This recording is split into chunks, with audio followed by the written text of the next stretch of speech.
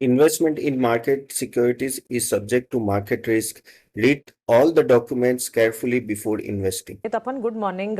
Friday session में IT sector में अच्छा एक्शन था, लेकिन mid cap IT, large cap IT plays में इस वक्त आपके फोकस रेडार पर कौन से स्टॉक्स हैं? Good morning Mansi.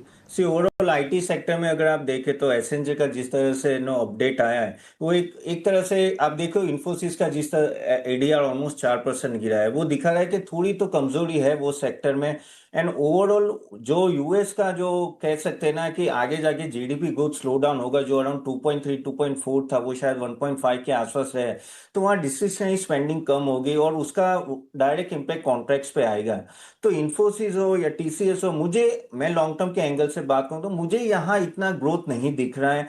मुझे ऐसा लग रहा है कि कहीं ना कहीं प्रॉब्लम्स आएगी और एआई का जिस तरह से फोर्स से आना है, आगे जाके कम होंगे जॉब्स एंड ऑल दैट, तो वहां भी इंपैक्ट आएगा। प्लस डॉलर डी वैल्यू हो रहा है तो वो भी करेंसी में इंपैक्ट आएगा, क्योंकि डॉलर स्ट्रेंथ ही सालों से हम लोग देख रहे थे, 10 साल, तो जबरदस्त आईटी सेक्टर को फायदा मिला है।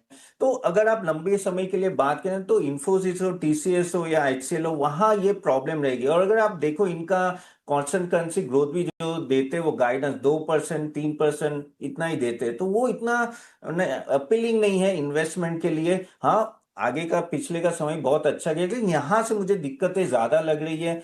तो इसलिए आप देखो एडीआर में नो फॉल डाउन आया, तो ये नास्डेक के साथ चल रहे हैं और काफी हद तक नो कह सकते हैं कि जैसे जैसे अपडेट आते हैं इन एसेंचर उन सब के साथ। लेकिन टोटली तो मैं देखूं तो मुझे काफी वीकनेस लग रही है इन्वेस्टमेंट के लिए। तो आई थिंक अगर किसी को निवेश करना है तो मिड मिड सेक्टर में जा सकते हो, कोफोर्ज या परसिस्टेंट।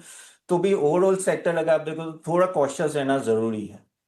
तो एक स्टॉक जो कहते हैं ना बहुत चला नहीं था, अभी थोड़ा चलने लगा, वो है रिलायंस इंडस्ट्री। मेरे रेडार में वो भी रहेगा। ऑफ कोर्स ऑयल ऊपर जा रहा है तो वो तो बेनिफिट है, लेकिन आगे जाके डीमर्जर कभी ना कभी होगा जियो का और रिलायंस रिटेल में भी नेक्स्ट ईयर, जियो का इस साल हो सकता है। तो एक बड़े ट्रिगर पॉइंट है और मार्जिन थोड़ा इंक्रीज होगा, क्योंकि अगर ये क्राइसिस थोड़ी ज्यादा चलती है 1-2 वीक, तो ऑयल ऊपर रहेंगे तो उनको डायरेक्टली फायदा होता है। तो रिलायंस थोड़ा अभी ऊपर आया, लेकिन यहां से भी मुझे एक अच्छा वैल्यू पिक लग रहा है।